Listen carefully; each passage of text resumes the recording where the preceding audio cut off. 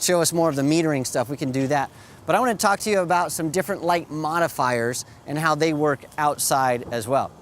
So what we want to do, John, is let's take this, we'll just move we'll put that over there. on that. Yes. We're going to use a magnum reflector on this B1. Just like that. We'll turn that, is that on? Yes, it is. And let's make sure that this sync is on. So for this, we don't want it to be, we want it to be out to the edge right there. There you go, good. Good, and I'm gonna show these guys what we just did, if you can hold that. Got it. Thank you. So what we did is, if you can show right inside here, we wanted to make sure that this wasn't too far inside because it will waste some light. So we put it even, so this light is gonna fill this as much as possible. And this is where having, you know, the other flash that we had that little globe that came out. I prefer that for a reflector like this because it's gonna fill more of the surface. But this is gonna be pretty efficient. What this is gonna do, it's almost parabolic, so it's gonna be very directional. And what we're gonna do is we're gonna pretend that we're gonna shoot a photo of Lex, but she is, let's say, a bride at the end of a church runway, or she is a celebrity that we can't get close to. She looks a little bit like Angelina Jolie, doesn't she?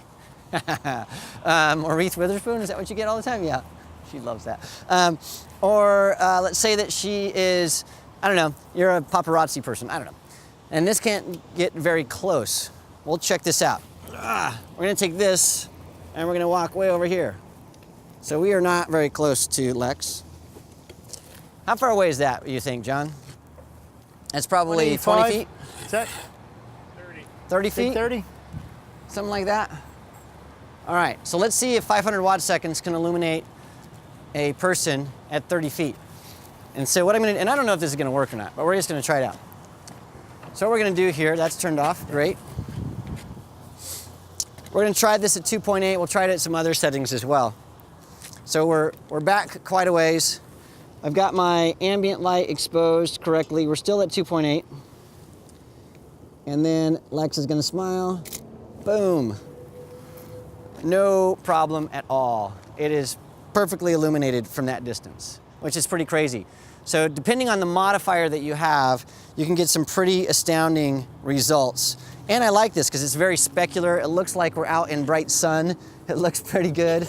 You're still, Angelina, yeah.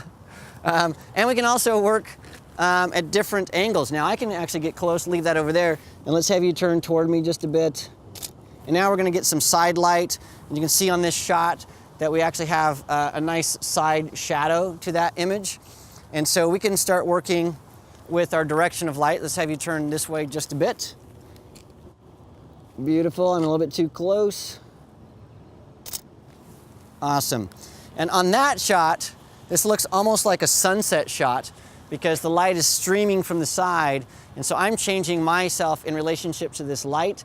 And because that light is so punchy, I don't even have to be close. I can do a full length shot, I can do nice close shots, I can do really flat light, I can do side light, we can do silhouetted light, we can do anything. So are those showing up? Yep. Perfect. The other thing we can do is use a parabolic umbrella. And so we're gonna try that out. With that guy, we're not gonna be able to get these types of distances. So it's right on the ground right there, John. And we're probably gonna need some help on this one from John. Yeah. And to make this work, Lex, we're gonna have you come over here. Stand right there. And then here's what I'm going to do. I'm gonna shoot this way so that these guys can see. Like from that side? Yeah, from right here. Also, we're trying to make sure the wind, when it blows it this way onto me, not into Lex.